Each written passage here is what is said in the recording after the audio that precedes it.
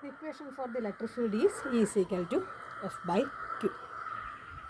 This charge Q is itself bound to experience a field due to the small charge Q, isn't it? ഈ small charge Q മൂലം അതിന് ചുറ്റും ഒരു electric field ഉണ്ടാവുന്നുണ്ട്. ആ electric ഫീൽഡിലാണ് ആരിരിക്കുന്നത്? നമ്മുടെ സോഴ്സ് ചാർജ് ഇരിക്കുന്നത്. അങ്ങനെയാണെങ്കിൽ ഈ ടെസ്റ്റ് ചാർജ് സോഴ്സ് ചാർജിലൊരു ഫോഴ്സ് എക്സ്പീരിയൻസ് ചെയ്യൂലേ? ചെയ്യും. അങ്ങനെയാണെങ്കിൽ it will tend to move. ഇത് മൂവ് ചെയ്യാൻ സാധ്യതയുണ്ട്. സോ അത് ഒഴിവാക്കാൻ വേണ്ടി നമ്മൾ സാധാരണ ചെയ്യുന്നത് എന്താ? ഈ ടെസ്റ്റ് ചാർജിനെ എന്ത് ചെയ്യും? നെഗ്ലിജിബിളി സ്മോൾ ആക്കും.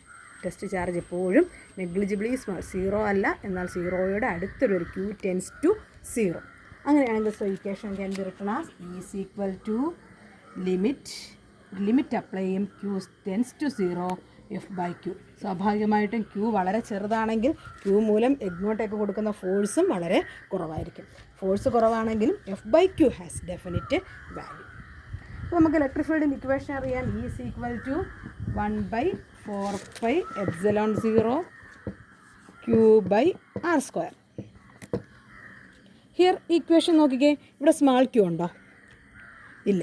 Means electric field does not depends on the magnitude of the electric field does not depends on the test charge Q. Qനെ ഡിപ്പെൻഡ് ചെയ്യുന്നില്ല. മാഗ്നിറ്റ്യൂഡ് ഓഫ് ഇലക്ട്രിക് ഫീൽഡ് Qൻ്റെ വാല്യൂ മാറുന്നതനുസരിച്ച് മാറുന്നില്ല. But it depends on R. Space coordinate ആറിനെ depend ചെയ്യും. ആറ് മാറുന്നതനുസരിച്ച്, ആറിൻ്റെ വാല്യൂ മാറുന്നതനുസരിച്ച് ഇലക്ട്രിക് ഫീൽഡിൻ്റെ വാല്യൂ മാറും. അതായത് Q എന്ന് പറയുന്ന ചാർജിന് സറൗണ്ടിങ്സിലുള്ള electric field as R increases from Q, the value of electric field will decrease. So the electric field does not depends on the test charge Q. Qനെ ഡിപ്പെൻഡ് ചെയ്യുന്നില്ല. It depends only on R. As R varies, the electric field will also varies. That is electric field exist at every point in 3-dimensional space. ഒരു charge ഇരുന്ന ഒരു സ്പേസിൽ ഒരു charge ഇരുന്നാൽ, ഒരു വാക്വത്തിലൊരു ചാർജ് ഉണ്ടെങ്കിൽ at every point in space there exist electric field. Actually ഇവിടെ എന്താ ഈ കൂളംസിൽ നമ്മൾ പറഞ്ഞു, രണ്ട് ചാർജുകൾ ഇരുന്നാൽ ഇവർക്കിടയ്ക്ക് ഫോഴ്സ് അനുഭവപ്പെടുന്നു. ആക്ച്വലി എന്താ ഫോഴ്സ് അനുഭവപ്പെടുന്നത്? ക്യൂവിന് ചുറ്റും ഒരു ഇലക്ട്രിക് ഫീൽഡ് ഉണ്ട്. ആ ഇലക്ട്രിക് ഫീൽഡിലാണ് സ്മോൾ ക്യൂ ഇരിക്കുന്നത്.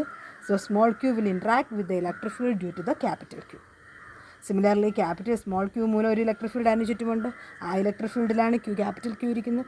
So it will also interact with electric field due to small q. ആ ഇലക്ട്രിക് ഫീൽഡുകളുടെ ഒരു ഇൻട്രാക്ഷനാണ്, അതിനെയാണ് നമ്മൾ കൂളംസ് ലോയിലെ ഫോഴ്സ് എന്നുകൊണ്ട് ഉദ്ദേശിക്കുന്നത്. ഓക്കെ.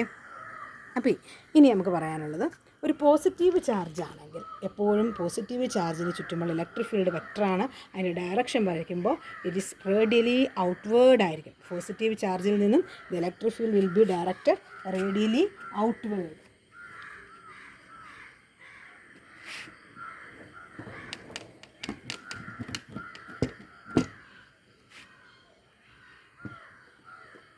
ഒരു പോസിറ്റീവ് ചാർജ് ഇവിടെ ഇരുന്നാൽ ഇതിൻ്റെ ചുറ്റുമുള്ള ഇലക്ട്രിക് ഫീൽഡ് നമ്മൾ ഡയറക്ഷൻ വരയ്ക്കുമ്പോൾ എപ്പോഴും ശ്രദ്ധിക്കുക, റേഡിയലി ഔട്ട്വേർഡാണ് ഡയറക്ഷൻ. നല്ലൊരു നെഗറ്റീവ് ചാർജ് ആണെങ്കിൽ ഇവിടുത്തെ ഇലക്ട്രിക് ഫീൽഡിൻ്റെ ഡയറക്ഷൻ വരയ്ക്കുമ്പോൾ ഇൻവേർഡ് ആയിരിക്കും. ഓക്കെ, അത് ശ്രദ്ധിച്ചോണം. അപ്പോൾ ഡയറക്ഷൻ വരയ്ക്കുമ്പോൾ for a positive charge the electric field will be directed radially outward from the charge. എന്നാൽ for a negative charge the electric field vector എങ്ങോട്ടായിരിക്കും?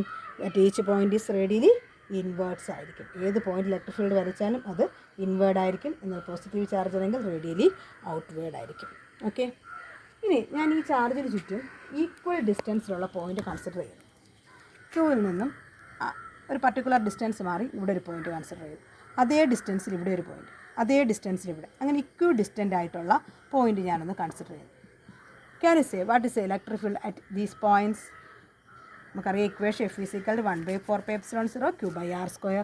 എല്ലാ പോയിൻറ്റിലും Q സെയിം ആണ്, 1/4πε0 കോൺസ്റ്റൻ്റ് ആണ്, R എല്ലാ പോയിൻറ്റിലും സെയിം ആണ്. അങ്ങനെയാണെങ്കിൽ ഇവിടെ ഈ പോയിൻറ്റുകളിലെല്ലാം ഇലക്ട്രിക് ഫീൽഡ് എന്തായിരിക്കും? സെയിം ആയിരിക്കും. ദാറ്റ് ഈസ് നമുക്കിത് വരച്ചാൽ ഒരു സ്ഫിയർ ആയിട്ട് വരയ്ക്കാം. Means the electric field on the surface of a sphere is same ആയിരിക്കും. സ്ഫിയറിൽ സർഫസിലെടുത്താൽ അതായത് condition charge is situated at its centre. സ്ഫിയറിൻ്റെ സെൻറ്ററിലാണ് നമ്മളുടെ ചാർജ് ഇരിക്കുന്നതെങ്കിൽ അതിൻ്റെ സർഫസിലുള്ള പോയിൻറ്റ്സിൽ ഇലക്ട്രിക് ഫീൽഡ് എന്തായിരിക്കും? സെയിം ആയിരിക്കും. ദാറ്റ് ഇതിനെ നമ്മൾ സ്പെറിക്കൽ സിമെട്രി എന്ന് പറയും. ഓക്കെ. അപ്പോൾ ഇലക്ട്രിക് ഫീൽഡ് എന്താണെന്നാണ് നമ്മൾ ഇത്രയും നേരം ചർച്ച ചെയ്തത്. അപ്പോൾ ഇലക്ട്രിക് ഫീൽഡ് എന്താണെന്ന് പറഞ്ഞാൽ നമുക്കൊന്നും കൂടി ഒന്ന് പറയാം. Electric field at A point in space around A system of charges. എന്താ പറഞ്ഞു തരുന്നത് നമുക്കത്? What tells about electric field? നമുക്ക് നമ്മൾ ഇത്രയും കാര്യങ്ങൾ കേട്ടു. നമുക്ക് എന്താ ഇലക്ട്രിക് ഫീൽഡിനെ കുറിച്ച് മനസ്സിലായത്? It tells about the force experienced by a charge on a unit positive charge placed at any point in a region around the charge. ആ ചാർജിന് ചുറ്റും ഏതൊരു റീജിയണിലും ഒരു യൂണിറ്റ് പോസിറ്റീവ് ചാർജ് വെച്ചാൽ അതിൽ എന്തുമാത്രം ഫോഴ്സ് എക്സാർട്ട് ചെയ്യും, അതാണ് ഇലക്ട്രിക് ഫീൽഡ് എന്ന കൺസെപ്റ്റ് കൊണ്ട് അർത്ഥമാക്കുന്നത്. It is A characteristics of A system of charges and is independent of the test charge and depends only on the place where the point is or the place or the point where the charge is placed, that is the test charge is placed. So electric field ഞാൻ ഒന്നും കൂടെ definition ഒന്ന് പറഞ്ഞു തരാം.